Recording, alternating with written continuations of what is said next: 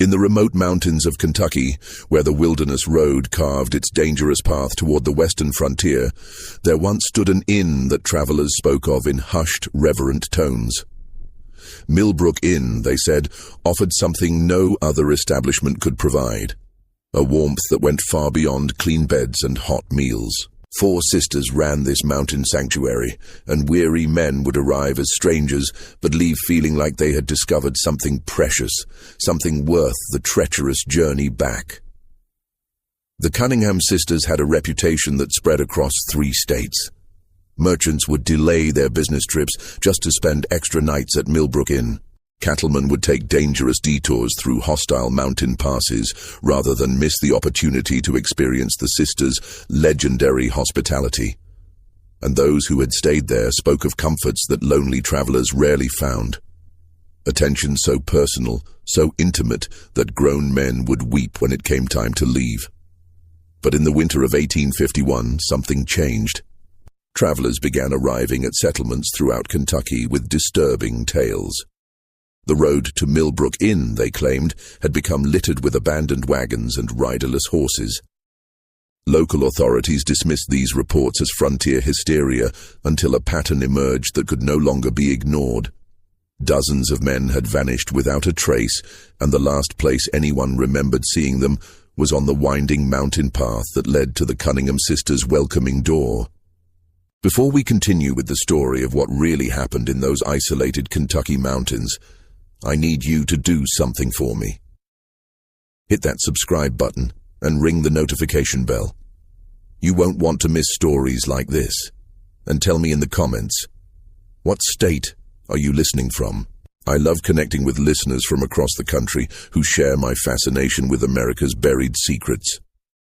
What authorities were about to discover would reveal that the warmth travelers found at Millbrook Inn came with a price far more terrifying than anyone could have imagined.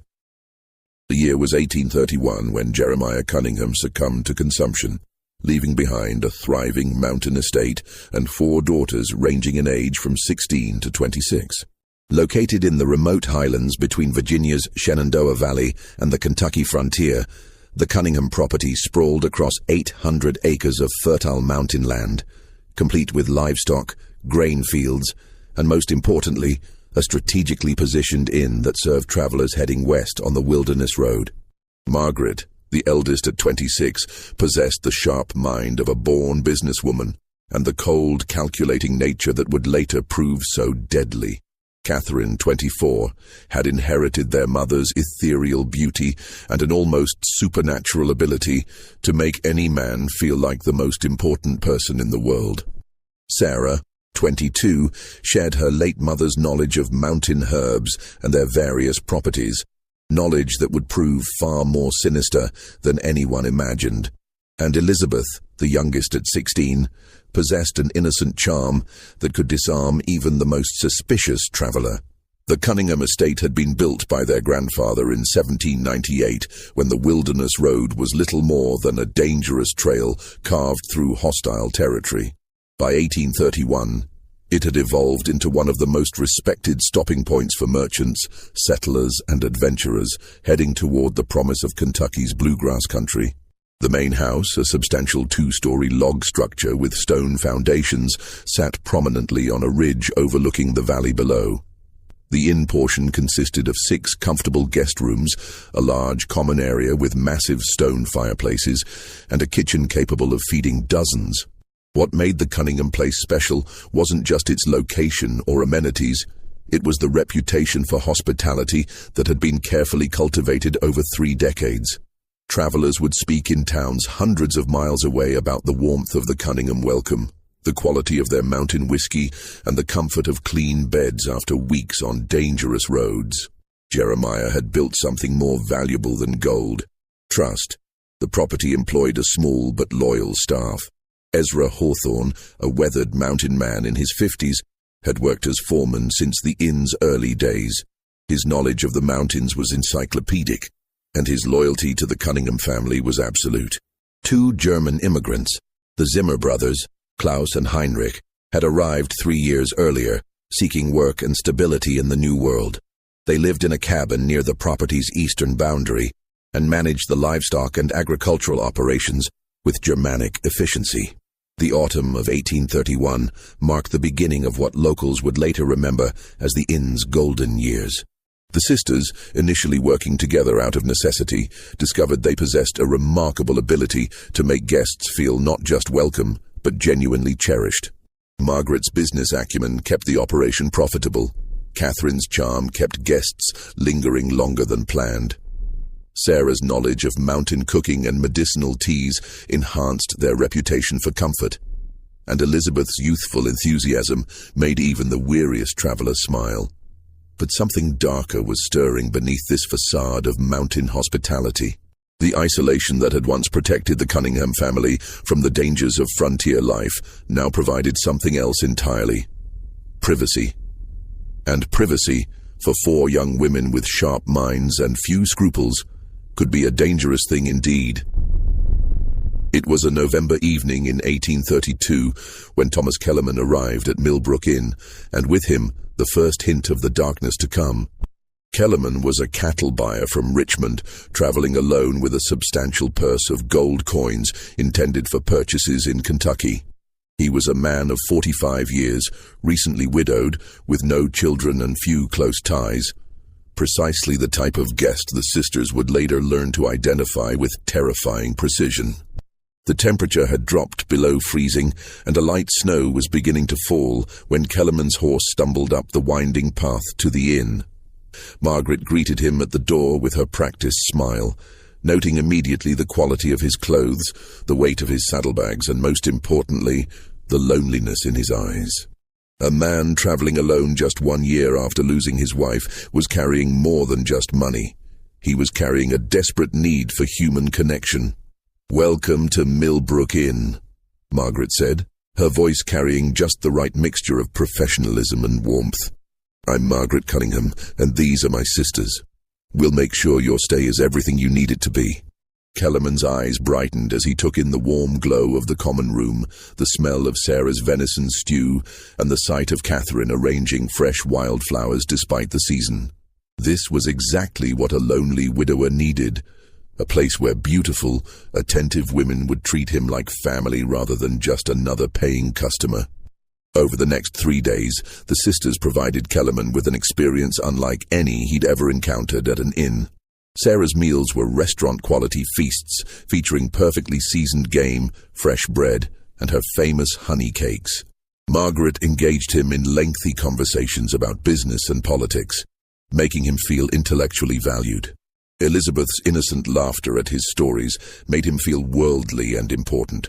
But it was Catherine who provided what Kellerman truly craved: the illusion of romance. On his second evening, after the other guests had retired, Catherine found Kellerman sitting alone by the fire, staring into the flames with the hollow expression of a man who had lost everything that mattered to him. She approached with 2 glasses of Sarah's special spiced rum, each warming perfectly in crystal tumblers that caught the firelight. "You seem troubled, Mr. Kellerman," she said, settling into the chair beside him with fluid grace. "Sometimes sharing a burden makes it lighter." For the next 2 hours, Kellerman found himself pouring out his heart to this beautiful woman who listened with such genuine attention. He spoke of his late wife Mary, of their failed attempts to have children, of returning each evening to an empty house that still smelled faintly of her lavender soap. Catherine listened with perfect sympathy, occasionally touching his hand or leaning closer with apparent compassion. "Loneliness is a terrible thing," she said softly as the fire burned lower. "But it doesn't have to be permanent." What happened next was never recorded in any official document, but Kellerman's behavior the following morning told its own story. He moved through breakfast with the satisfied expression of a man who had rediscovered reasons for living. He extended his stay by 2 additional days, despite his original urgency to reach Kentucky. Most tellingly, he began making plans to return to Millbrook Inn on his journey home to Richmond. "I've never experienced hospitality like this," he told Margaret as he prepared to leave. "You and your sisters have created something truly special here. I'll be recommending this place to every traveler I meet." Margaret smiled and accepted his generous payment, nearly double the standard rate, pressed into her hands with genuine gratitude. "We look forward to your return visit, Mr. Kellerman. Safe travels." But Thomas Kellerman would never complete his journey to Kentucky. His horse was found 3 days later, wandering riderless near Cumberland Gap. Kellerman himself had simply vanished, leaving behind only questions and a mystery that would never be officially investigated. The assumption, logical enough for the dangerous frontier, was that he had fallen victim to bandits or wild animals. Only the Cunningham sisters knew the truth. Heinrich Zimmer had been waiting in the woods a half-mile from the inn when Kellerman departed that morning. The German immigrant was handy with tools and possessed the kind of quiet efficiency that made him valuable for tasks that required discretion. Kellerman never saw the blow that ended his life, delivered with a blacksmith's hammer to the base of his skull. His body was wrapped in canvas and buried in a predetermined location deep in the mountain forest, while his substantial purse of gold coins found its way back to Millbrook Inn. That night, the four sisters sat around their kitchen table, counting Kellerman's money and planning their future. Margaret had done the calculations. The amount they'd just acquired exceeded the inn's legitimate profits for an entire year. Catherine had proven that lonely men could be manipulated with shocking ease. Sarah had demonstrated that traces of evidence could be eliminated with the right knowledge of chemistry and mountaincraft. And Elizabeth had shown that even the most innocent-seeming person could keep terrible secrets. "He won't be missed for weeks," Margaret said, stacking the gold coins with businesslike precision. "No family, no close friends, traveling alone to a place where no one knows him. Perfect." "It was almost too easy," Catherine added, still wearing the same gentle expression she'd used to comfort their victim. "He would have given us anything we asked for." What they had discovered that cold November night was something far more valuable than gold. They had discovered how to make people disappear. The winter of 1832 gave the sisters time to refine their technique and establish the protocols that would serve them for nearly 2 decades. Margaret, with her keen business mind, developed a system for identifying ideal targets. The perfect victim was a man traveling alone, carrying substantial money, with few family connections, and no fixed schedule that would raise immediate alarm if he failed to arrive at his destination. Sarah's role evolved beyond cooking and household management. Her knowledge of mountain plants expanded to include detailed study of toxins and their effects. Pokeweed berries, when properly prepared, could induce symptoms resembling cholera. Foxglove could cause heart failure that appeared natural. Water hemlock could kill within hours while leaving little trace. She established a hidden garden behind the main house where she cultivated these plants alongside legitimate herbs, creating a pharmaceutical arsenal disguised as a medicine patch. Catherine perfected the art of emotional manipulation, learning to read men's deepest needs and present herself as the answer to their loneliness. She studied her targets carefully, adapting her personality to match their desires. For the religious, she became devoutly spiritual. For the intellectual, she transformed into a well-read conversationalist. For the grieving, she offered comfort and understanding. Her ability to become whatever a man needed was both her greatest weapon and her most chilling talent. Elizabeth, despite her youth, proved crucial to the operation's success. Her genuine-seeming innocence provided perfect cover for the family's activities. Suspicious guests found it impossible to maintain their wariness around a girl who seemed incapable of deception. She also served as the early warning system, her naturally friendly demeanor allowing her to extract information about guests' backgrounds, travel plans, and financial situations without raising suspicion. The logistics of disposal had been worked out with Germanic efficiency by the Zimmer brothers. Klaus had discovered a series of natural caves in the mountainside, accessible only through a concealed entrance behind a rockfall.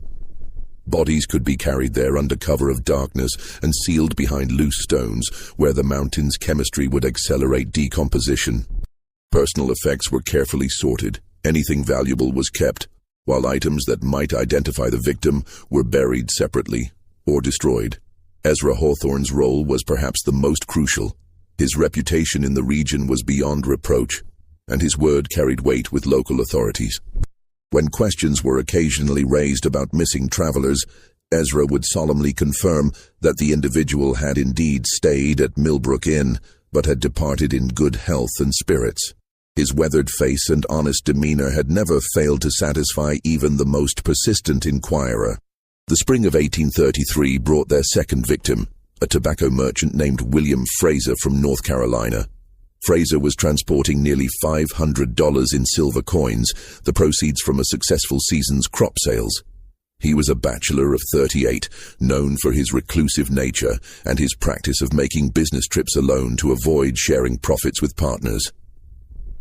Fraser arrived on a rainy April evening, immediately drawn to the warmth and comfort of the inn after weeks of uncomfortable travel. The sisters deployed their refined strategy with precision. Margaret engaged him in business discussions, learning about his financial situation and travel plans. Sarah provided exceptional meals that made him reluctant to continue his journey. Elizabeth entertained him with piano music and innocent charm that reminded him of the daughter he'd never had. But it was Catherine who sealed Fraser's fate. On his third night at the inn, she found him reading alone in the common room, a leather-bound volume of poetry open on his lap. She approached with apparent shyness, asking if he might read aloud, as she had little education but loved the sound of beautiful words. For 2 hours, Fraser read to Catherine by lamplight, his voice growing stronger and more confident as she listened with rapt attention. When he finished, she placed her hand gently on his arm and told him he had the most beautiful voice she'd ever heard. The loneliness that had hardened around Fraser's heart for decades began to crack. "I've never met anyone like you," he told her, his voice thick with emotion he'd suppressed for years. "You make me feel alive again." "Then don't leave tomorrow," Catherine replied, her eyes reflecting the lamplight with perfect calculated sincerity. "Stay another day. Let me listen to you read again." Fraser extended his stay by a week, during which Catherine gradually increased their intimacy while Sarah began introducing small amounts of pokeweed extract into his evening tea. The symptoms began subtly: mild stomach discomfort, slight dizziness, nothing alarming enough to cause immediate concern. Fraser attributed his malaise to the stress of travel and the emotional upheaval of his unexpected romantic feelings. On his final night at Millbrook Inn, Catherine invited Fraser to join her for a private dinner in her room. Sarah had prepared his favorite meal, along with a bottle of wine laced with a carefully calculated dose of water hemlock extract. As Fraser sat across from Catherine in the intimate candlelight, sharing his dreams and fears with a woman he believed might change his life forever, he had no idea he was already dying. The poison worked exactly as Sarah had predicted. Fraser's death appeared to be a sudden heart attack, brought on by excitement and overexertion. His body was discovered the next morning in Catherine's bed, apparently having died peacefully in his sleep after a night of passion. Even if a doctor had been available to examine the body, the symptoms perfectly matched those of natural cardiac failure in a middle-aged man with a previously sedentary lifestyle. Fraser was buried with appropriate solemnity in the inn's small cemetery, a final touch that Margaret had added to their operation. A proper grave, complete with a carved headstone, gave the appearance of respectful treatment while actually serving as the perfect hiding place. The cemetery contained the graves of several generations of Cunningham family members, making additional burials unremarkable to local observers. Fraser's money and valuable personal effects disappeared into the sisters' growing treasury, while his wagon and horses were sold to traveling merchants passing through weeks later. His disappearance was attributed to a decision to settle in Kentucky rather than return to North Carolina, a plausible explanation that no one thought to question too closely. By the end of 1833, the sisters had perfected a system that was virtually undetectable. They had learned to space their crimes carefully, never targeting more than 4 or 5 victims per year to avoid creating patterns that might attract attention. They developed cover stories for guests who died at the inn, ranging from heart attacks to accidents to decisions to settle permanently in the West. Most importantly, they learned to trust each other completely, creating a conspiracy so tight that not even the slightest hint of their activities ever reached the outside world. Just when we thought we'd seen it all, the horror at Millbrook Inn intensifies. If this story is giving you chills, share this video with a friend who loves dark mysteries, hit that like button to support our content, and don't forget to subscribe to never miss stories like this. Let's discover together what happens next, because the Cunningham Sisters were just getting started. Between 1834 and 1845, Millbrook Inn achieved a reputation that extended throughout the mid-Atlantic region and beyond. Travelers spoke of it in the same reverent tones reserved for the finest establishments in Richmond or Baltimore. The sisters had created something unprecedented, a remote mountain inn that provided luxury accommodations and service that rivaled the best urban hotels.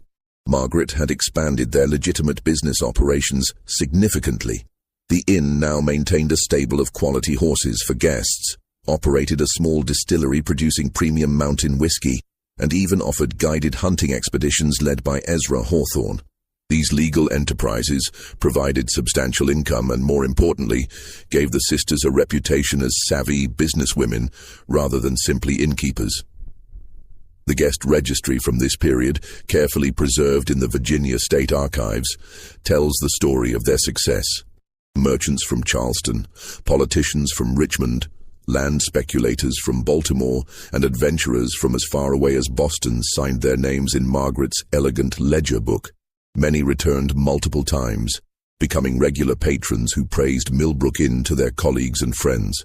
But hidden within this legitimate success was a carefully orchestrated killing machine that operated with clockwork precision. The sisters had refined their victim selection to an exact science. Catherine developed an almost supernatural ability to identify the men who would never be missed. The loners, the outcasts, the ones carrying secrets that made them avoid close relationships. Sarah's knowledge of poisons had expanded to include dozens of plant and mineral toxins, each with different symptoms and detection profiles. Elizabeth had learned to extract detailed personal information from guests through seemingly innocent conversation, and Margaret coordinated everything with the precision of a military operation. During these years, they claimed approximately 43 victims, the exact number later found by the railroad surveyor. Each death was carefully planned and executed according to strict protocols that minimized risk while maximizing profit. The sisters developed detailed profiles of their targets, sometimes observing potential victims for weeks before making their final decision. Consider the case of Jonathan Waverley, a land surveyor from Pennsylvania who arrived in September 1838. Waverley was conducting mapping work for the state government, a job that required him to travel alone through remote areas for months at a time. He carried surveying equipment worth considerable money, along with payment for his work and funds for purchasing land parcels he'd identified as investment opportunities. Margaret immediately recognized Waverley as an ideal target. His work required extended absences from civilization, meaning his disappearance might not be noticed for months. His surveying activities provided a perfect cover story. He could easily have fallen victim to any number of natural hazards while working alone in dangerous territory. Most importantly, his somewhat antisocial personality meant he had few close friends who would pursue investigations if he failed to return. The sisters began their campaign immediately. Sarah prepared special meals featuring game Waverley had watched Ezra hunt, creating a connection between the food and the rugged mountain environment he found so appealing. Elizabeth engaged him in conversations about his mapping work, expressing fascination with his technical knowledge and making him feel appreciated for his expertise. Margaret discussed potential land investments with him, positioning herself as a local expert who could help him identify profitable opportunities. But it was Catherine who provided the element that sealed Waverley's fate. She approached him not as a potential romantic conquest, but as a kindred spirit who shared his love of the wilderness. She revealed an apparently extensive knowledge of mountain flora and fauna, gleaned from years of careful study that actually served her poison research. She accompanied him on short surveying expeditions around the inn's property, demonstrating a comfort with outdoor life that Waverley found irresistible. "I've never met a woman who understood the mountains the way you do," Waverley told her during one of their excursions, his professional reserve finally cracking. "Most people see only wilderness, but you see the beauty and the order underneath. "I've lived here all my life," Catherine replied, stepping closer to him as they stood on a ridge overlooking the valley. "The mountains have taught me things that books never could. Things about life, about death, about the balance between them." Waverley extended his planned 2-day stay into 3 weeks, ostensibly to conduct more thorough surveying work in the area, but actually because he had fallen completely under Catherine's spell. During this time, Sarah gradually introduced increasingly potent toxins into his food, creating symptoms that mimicked the early stages of mountain fever, a genuine hazard that had claimed the lives of several surveyors in recent years. The poison Sarah used for Waverley was her own innovation, an extract from destroying angel mushrooms that produced liver failure over the course of several days. The symptoms perfectly matched those of mountain fever, and even an experienced doctor would have been unlikely to distinguish between the two conditions. Waverley's death appeared to be a tragic but entirely predictable occupational hazard. His surveying equipment was sold to a merchant in Kentucky, while his detailed maps became part of Margaret's growing collection of intelligence about the region's geography and resources. His body joined the others in the sealed mountain caves, while his name was added to the local records as another victim of the dangerous frontier lifestyle. The brilliance of the sisters' operation lay not just in their killing methods, but in their ability to maintain the illusion of respectability. They attended church services in the nearby settlement of Millbrook, contributed generously to community causes, and maintained friendships with local families. Margaret served on the board of the Regional Merchants Association, while Sarah provided medical assistance to neighboring farms during times of illness. Catherine taught Sunday school to local children, and Elizabeth organized social events that brought together isolated mountain families. This community involvement served multiple purposes. It provided them with alibis and character witnesses for times when questions might be raised about missing guests. It gave them access to information about travelers passing through the region. Most importantly, it established them as pillars of the community, whose word would never be questioned by local authorities. The sisters also developed an extensive network of business relationships that helped legitimize their growing wealth. They invested in land purchases throughout the region, gradually assembling a portfolio of properties that generated rental income and appreciated in value. They loaned money to local farmers and merchants, earning both interest payments and influence within the community. They even purchased shares in several riverboat companies operating on the Ohio River, diversifying their investments while creating additional sources of income. By 1845, the Cunningham Sisters were among the wealthiest landowners in Western Virginia. Their success story was held up as an example of what determined women could achieve even in the challenging frontier environment. Local newspapers occasionally featured articles about the enterprising Cunningham Sisters, who had built a thriving business empire from their inherited mountain property. But beneath this facade of legitimate success lay the carefully concealed bones of more than 40 men who had made the fatal mistake of accepting the sisters' hospitality. Each death had added to their wealth and refined their methods, creating a cycle of murder and profit that seemed impossible to stop or detect. The isolation that had initially protected them from discovery now provided something even more valuable: the perfect environment for their predatory activities. Millbrook Inn had become a spider's web, beautiful and inviting on the surface but deadly to anyone who became entangled in its strands. The beginning of the end came not from law enforcement or suspicious relatives, but from an unexpected source, one of their own employees. Heinrich Zimmer, the younger of the two German brothers, had been growing increasingly unstable since a hunting accident in the fall of 1849 that left him with chronic pain and a dependence on laudanum for relief. Heinrich had always been the more sensitive of the Zimmer brothers, and the years of participating in the sisters' crimes had taken a psychological toll that his brother Klaus either ignored or failed to recognize. The laudanum, initially prescribed by Sarah for legitimate pain relief, had gradually become Heinrich's escape from the guilt and nightmares that plagued his sleep. But addiction brought its own problems: paranoia, mood swings, and a tendency toward loose talk that made him increasingly dangerous to the operation. The crisis began on a cold February morning in 1850, when Heinrich appeared at the kitchen door of the main house. his eyes wild with drug-induced panic and his clothes disheveled from a sleepless night. Sarah was alone in the kitchen, preparing breakfast for a traveling merchant from North Carolina who had arrived the previous evening, a man the sisters had already identified as their next target. "I can't do it anymore," Heinrich whispered, his voice shaking with emotion. "I see their faces every night. Every time I close my eyes, they're all standing there watching me. 43 men, Sarah. 43 souls crying out for justice."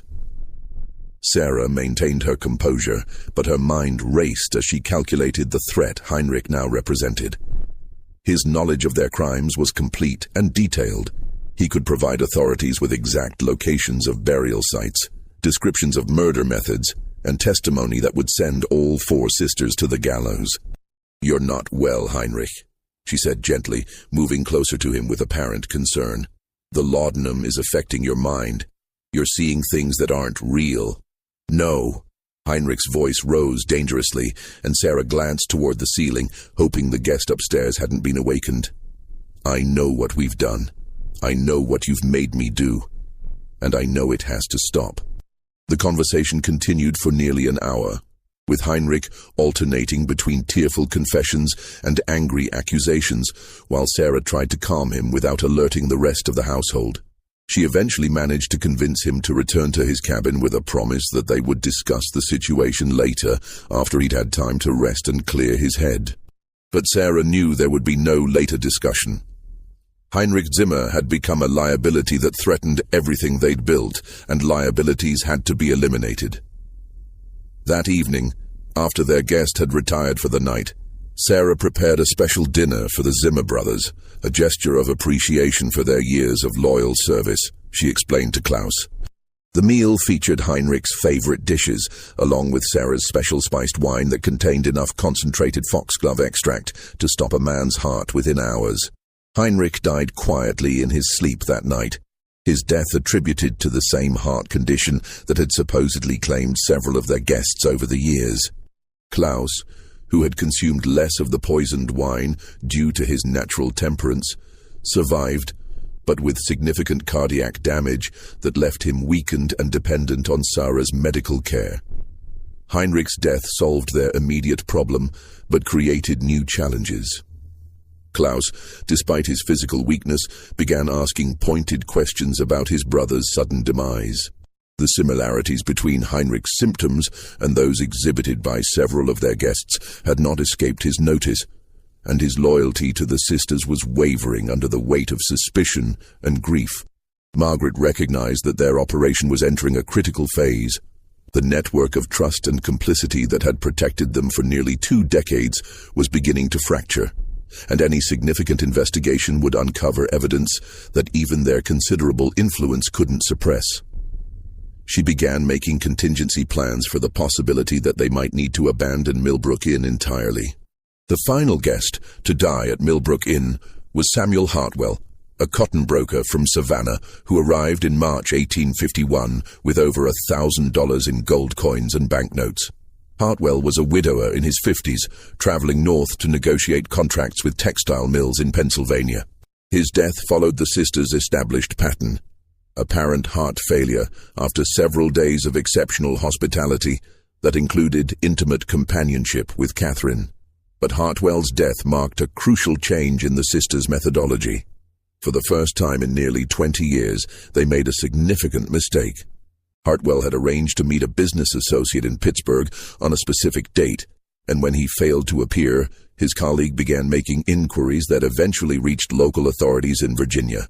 Sheriff Thomas Brennan of Millbrook County was a capable lawman with over 20 years of experience, but he had never encountered anything like the Cunningham Sisters operation.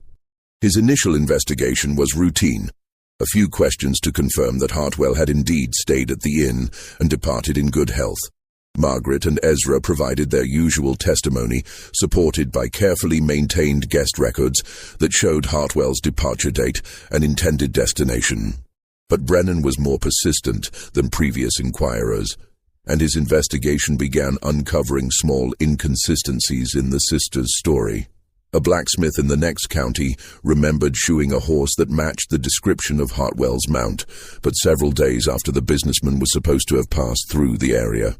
A merchant recalled purchasing supplies from someone who resembled Hartwell, but again the timing didn't match the official departure date from Millbrook Inn. These discrepancies were minor and might have been explained by any number of innocent factors, but they were enough to plant seeds of doubt in Brennan's mind. He began looking more closely at other missing persons cases involving travelers who had last been seen in the Millbrook Inn area, and the pattern that emerged was deeply troubling. Sheriff Brennan's investigation accelerated rapidly once he began examining the broader pattern of disappearances around Millbrook Inn. His review of county records revealed that over the past 20 years, at least 15 different missing persons cases had involved travelers who were last confirmed to be staying at the Cunningham property. While individual cases could be explained by the various hazards of frontier travel, the statistical clustering was impossible to ignore. Brennan was careful not to alert the sisters to his investigation, conducting his inquiries discreetly and avoiding direct contact with anyone connected to the inn. His breakthrough came when he interviewed Klaus Zimmer during one of the German immigrants' rare trips to town for supplies. Klaus, still grieving his brother's death and increasingly suspicious about the circumstances surrounding it, proved more talkative than usual. "My brother Heinrich. He was troubled before he died," Klaus told Brennan during what appeared to be a casual conversation outside the general store. "He spoke of things that kept him awake at night. The mountains hold many secrets, Sheriff, and not all of them should stay buried." This cryptic statement might have meant nothing to a less experienced investigator, but Brennan recognized the signs of a man struggling with dangerous knowledge. He arranged a private meeting with Klaus at a location far from Millbrook Inn, where the full truth finally began to emerge. Klaus's confession was halting and incomplete. Years of fear and loyalty struggled against guilt and suspicion as he revealed fragments of what he knew. He couldn't bring himself to explicitly accuse the sisters of murder, but he provided enough details about mysterious late-night activities, unexplained burials, and his brother's growing distress to give Brennan the evidence he needed to obtain search warrants. The raid on Millbrook Inn was conducted at dawn on April 15, 1851, with a force of 8 armed deputies surrounding the property to prevent escape. Brennan had coordinated with federal marshals to ensure that any evidence found would be properly handled, recognizing that the case might involve crimes across state lines. The sisters met the arrival of law enforcement with characteristic composure.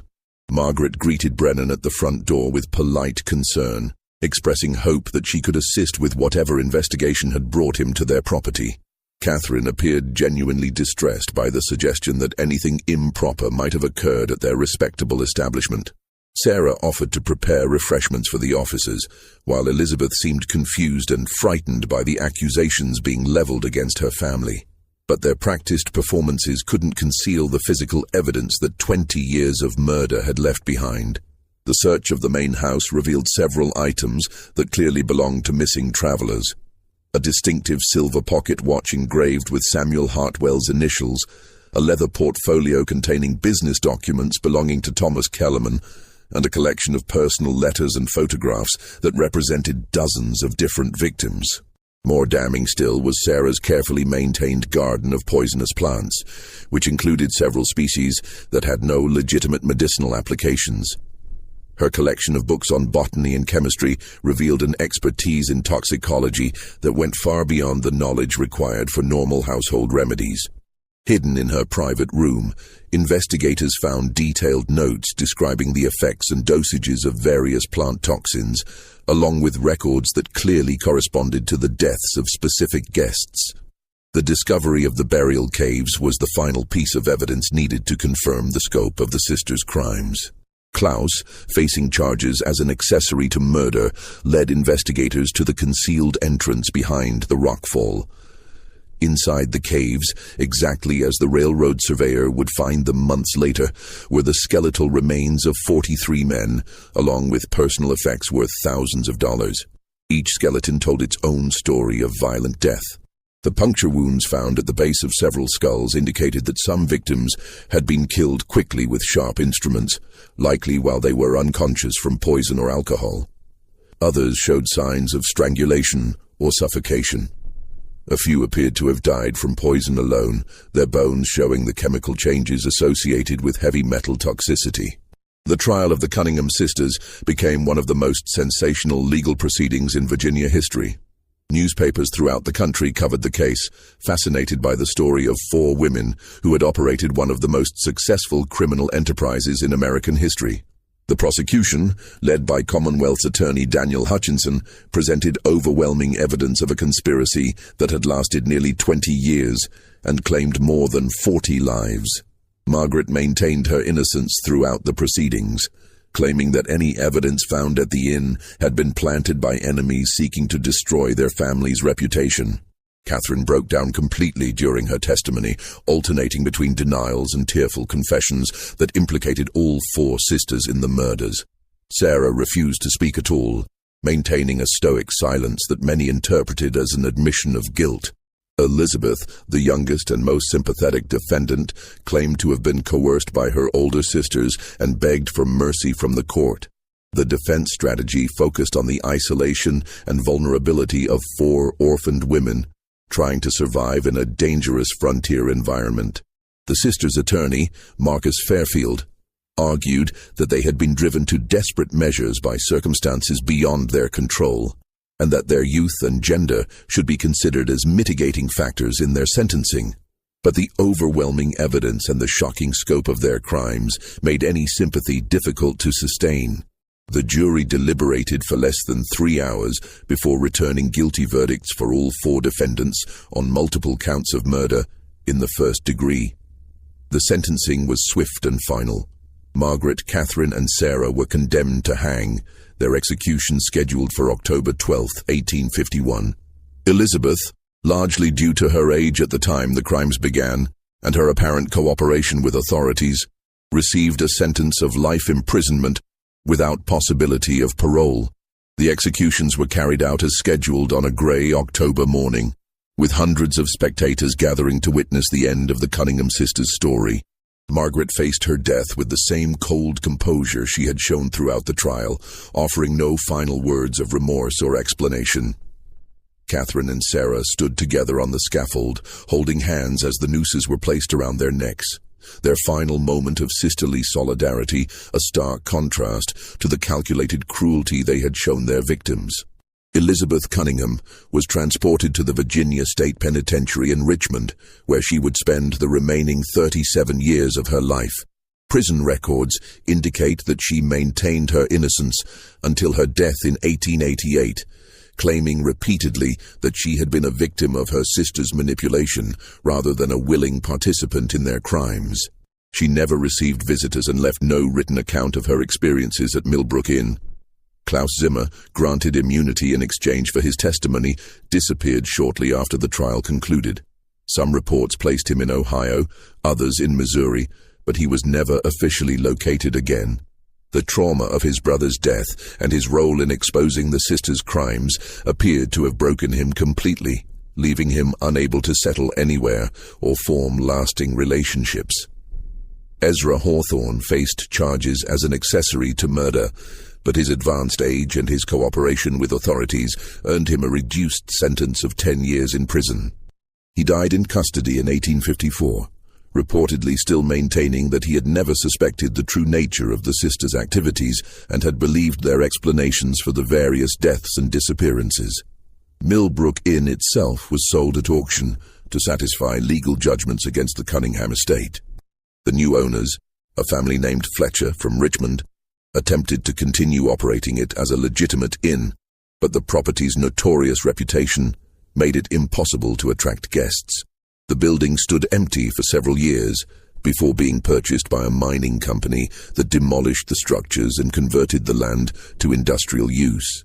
The copper mine where the victims' remains were discovered was permanently sealed by order of the court, with a simple stone marker erected to commemorate the 43 men who died at Millbrook Inn.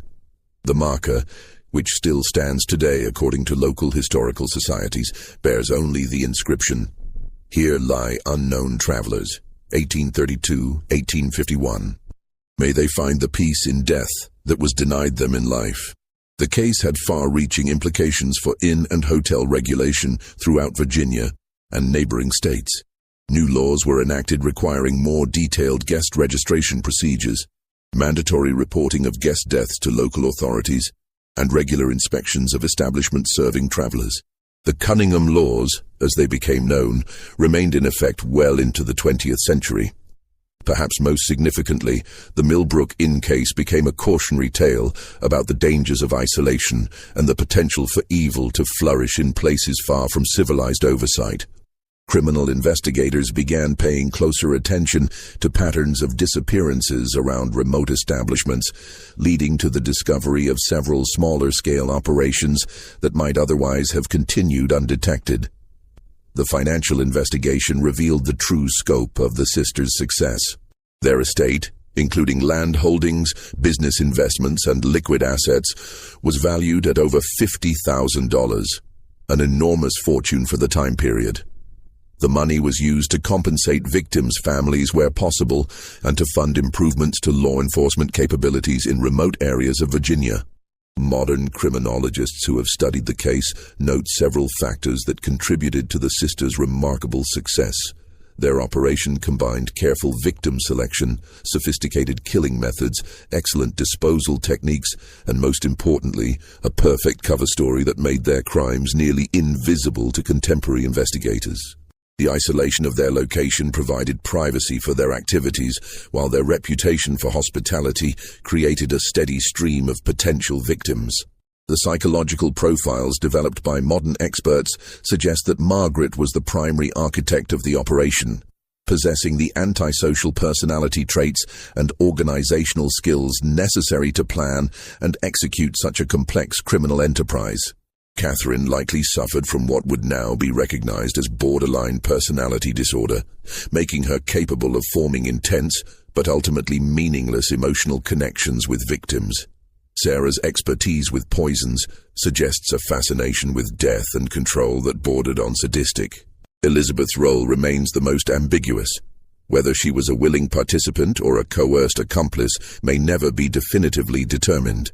What makes the Millbrook Inn case particularly chilling is how easily it could have continued indefinitely. Had Heinrich Zimmer not suffered his psychological breakdown, or had Sheriff Brennan been less persistent in his investigation, the sisters might have continued their activities for decades longer.